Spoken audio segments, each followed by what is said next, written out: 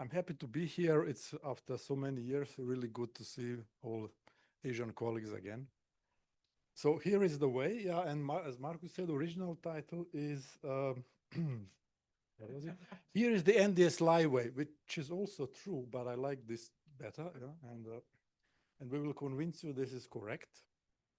I mean, we don't have so maybe fancy, pretty presentation, but it's very engineering and a good engineering, I would say. Yeah.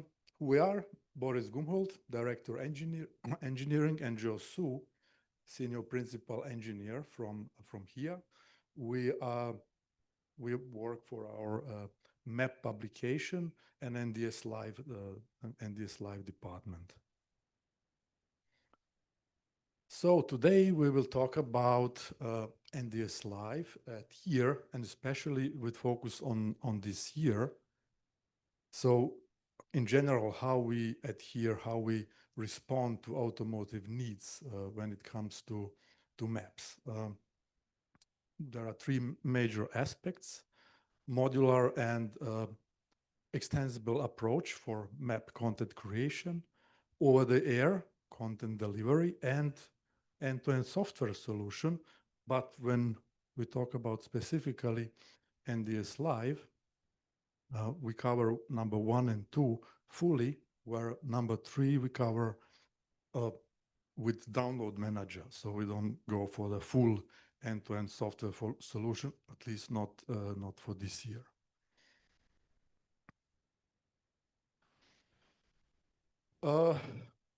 Our modular and extensive approach for map content creation is we are stick to our vision. I was showing this slide also last year.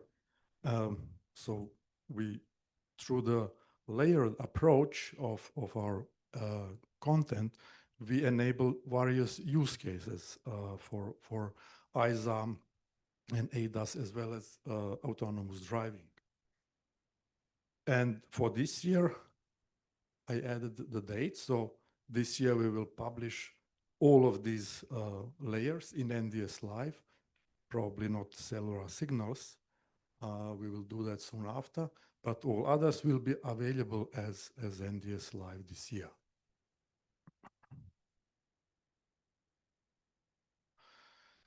Our ISA map, so in general, ISA map at here, we supply 70 plus brands, 30 major O&Ms, global coverage, and will be available as NDS Live map this year. ADAS map supplying 54 million vehicles, global coverage, and will also be available as NDS Live map this year. Similar for our NDS HD Live map will be also available as NDS Live map this year. So this is the content part, and maybe special deep dive or look into the behavioral maneuvers. I added it because this will be also part of Joe's presentation later on. So behavioral maneuvers are,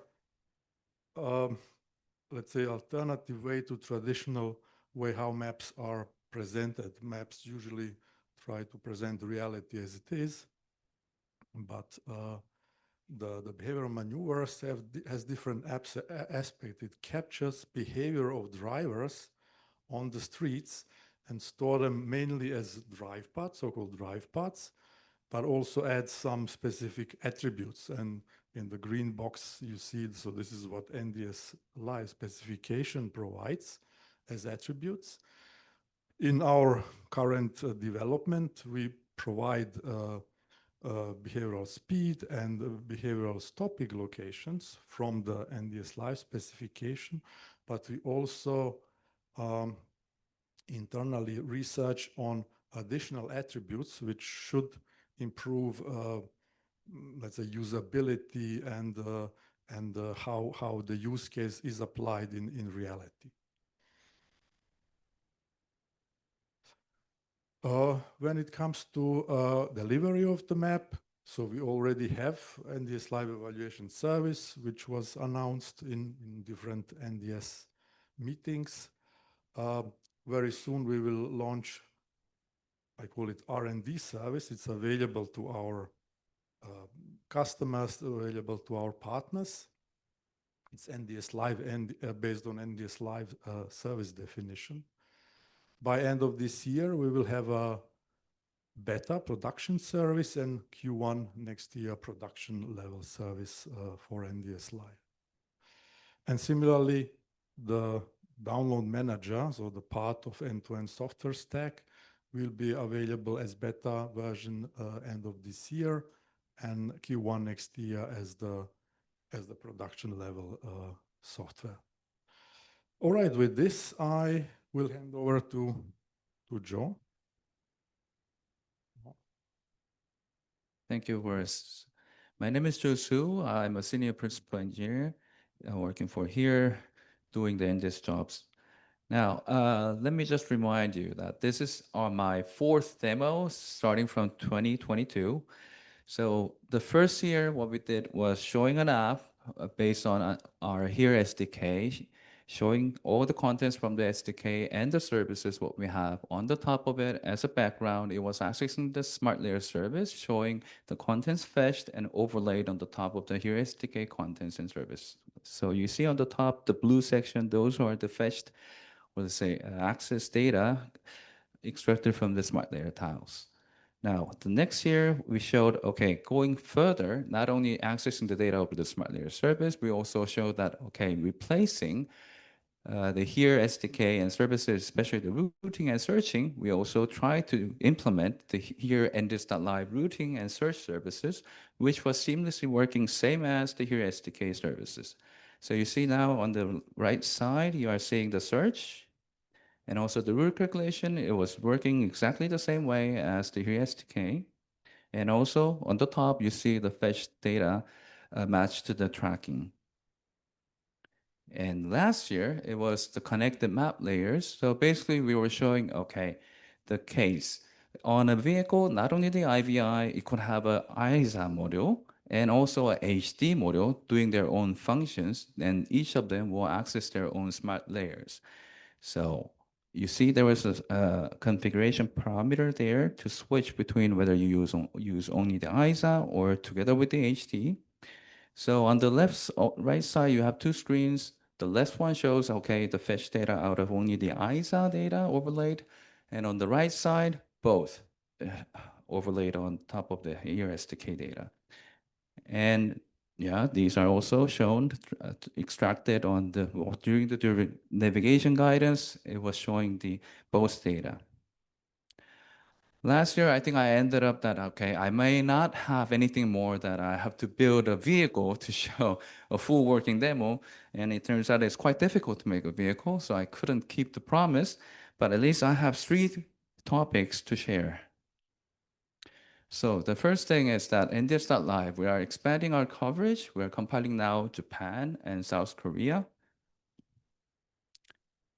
So if you have any Here We Go app, official app that you can download from Apple App Store or Google Play Store, there is the official app, and you see it's already supporting Japan. So actually these photos are taken from my personal private phone, which is shown here. You may not see it, but the internet guys, you can see. So it already seamlessly works as any other regions you would run it on North America or Europe, anywhere. So it shows the map, it just provides the searching, it does the route calculation, and also the turn-by-turn navigation. And using my demo app, which is built based on the same SDK, you see it's working same. It looks different because the styling is different, but basically it's providing all the features what you have seen from the official app. So it also provides the same searching, route calculation, and also the turn-by-turn navigation.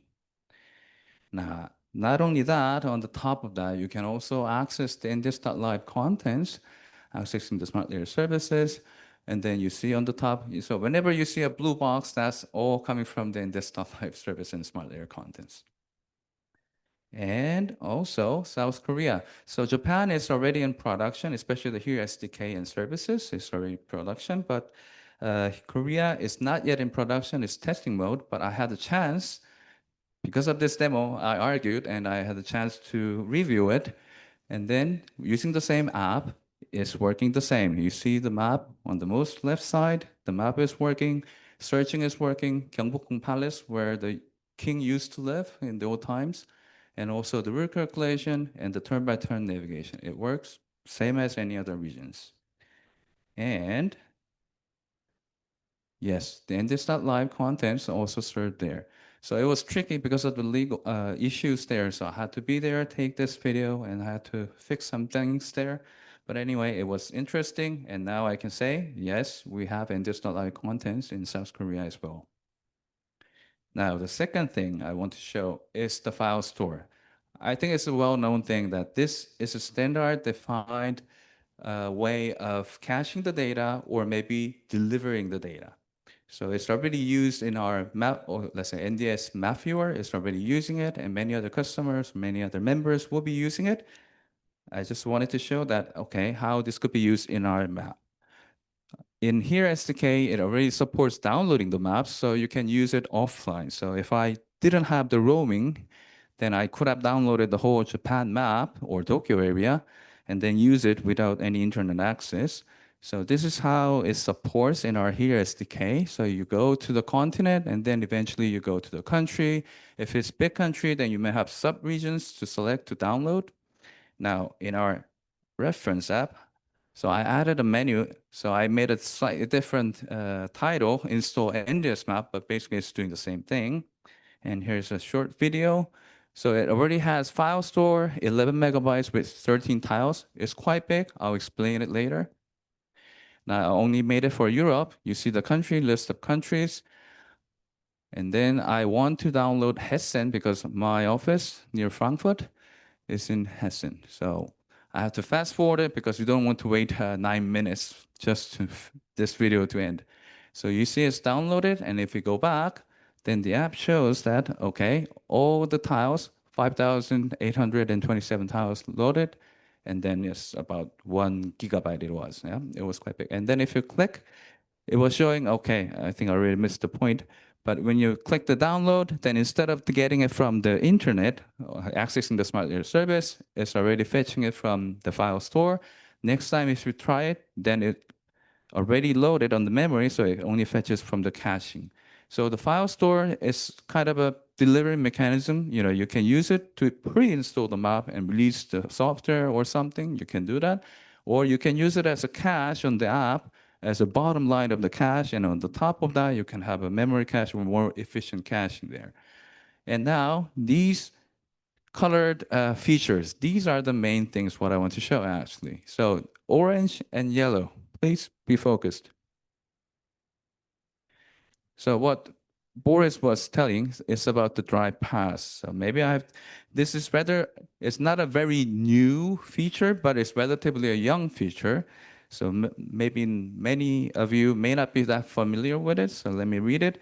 So a drive pass is the trajectory of a vehicle along a path that is statistically derived from vehicles traveling along this path. Yeah, and this could be used to improve the planning of the vehicle, or setting or reusing the relevant attributes there.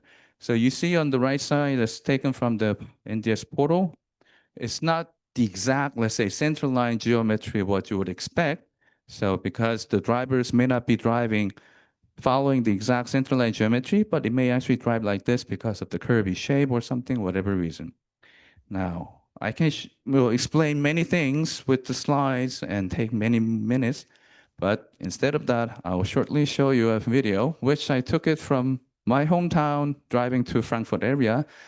Yes, and you will see 3 trajectory data on the video. So first is the road, second is the lane, third is the drive path. So the road is quite obvious.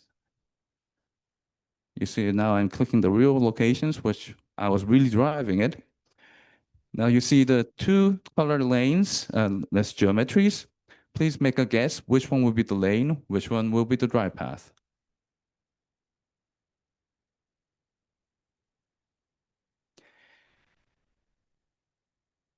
And I have to make a note because it's a single process app, so I couldn't make it in a real time, matching, loading the full precision data of lanes and drive paths. So it may have some delay.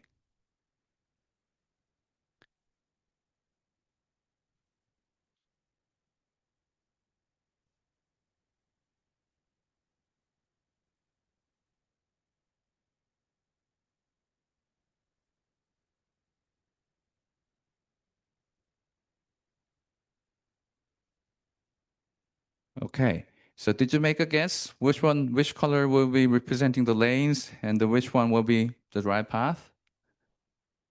So I can tell you more with some interesting case what I found when I was preparing the demo. So two typical roundabout cases you see. So these two roundabouts, I passed this location multiple times within a week, so I'm quite familiar with these. And now the left one is overlaid with the yellow and the orange color geometry. So if you have guessed yellow is the lane, yes, that's correct. And then naturally the orange one represents the drive path data. So what do you think about this? Does it look okay? For me, it looks pretty. At least it's matching the circular shape and things. Perfect. One thing though, when you enter the roundabout and taking the right next exit, it's not following any circular shape of the roundabout. It looks like a totally different topology, taking its own curvy maneuver. It looks strange. But at least it doesn't look weird, so I would accept it. But anyway, I'll give you the explanation later. Now, on the right-hand side, there is another roundabout. When I looked at it, I was shocked and I was having second thoughts. Oh, this is something that I should not show in the demo. And I was even thinking, okay, maybe the drive path shouldn't be as part of the demo. But after a while thinking, this is actually the case that I should show the drive path. So can you guess why? So let's have a look at the short video, how the IVI machine drives the vehicle. You see, it goes into the roundabout, it takes the round shape of the road trajectory and continues.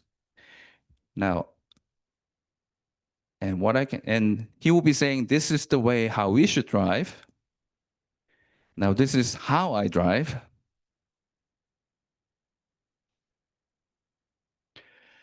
And don't blame me that I'm driving like this because to make our data look okay. That's not true. I would say most of the neighbors also drive like this. And I see my friend is also not saying, yes, and I see a couple of friends from Germany, and I'm sure they will also drive the same way. So I'm not the only one driving like this. People will drive actually like this. So we have to tell the IBI machine, hey, that's not the way you should drive, yeah? But in fact, the important thing right now is that the drive path already has learned from us. So the drive path already shows that, hey, you don't have to follow the roundabout circular shape here. Just go into the little bit of the center side, like going through, then that'll be more comfortable because that's how others are driving. So in the future, if there is an autonomous vehicle, taking you on this roundabout, just as I drive, then I'll be smiling. Hey, I taught you all. You don't have to learn anything more except my speeding. Yeah.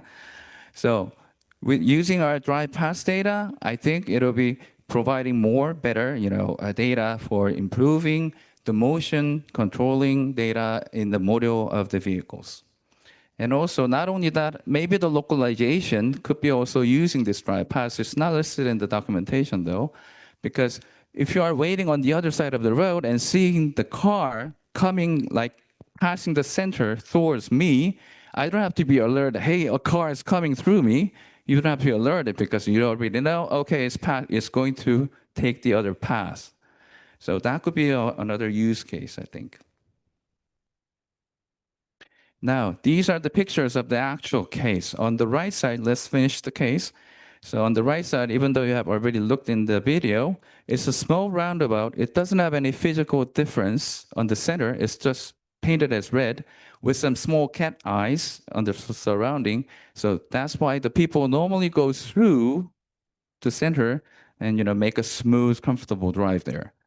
Meanwhile, on the left side, that's a rather big roundabout, even though on the center you see a blocked area slightly raised from the ground, but still it's like 3 centimeters just raised. So people can still go above, and it's wide enough, the driving area. So that's why they can just enter the road, and without following any circular shape on the roundabout, they can just make their own curvy maneuver to take the right next exit. That's why it was showing a little bit weird, circular, but weird maneuvers there. So this is about the drive pass. So this year, we are now supporting compiling and disalike contents for Japan and Korea, and also show the case that file store could be used as the caching or delivery mechanism as a pre-installment on the vehicles or on another system. And also, and the last, and for me, the major one was the interesting drive pass data. So if you have any questions or special interests, please, you are more than welcome to contact Boris or me. Thank you.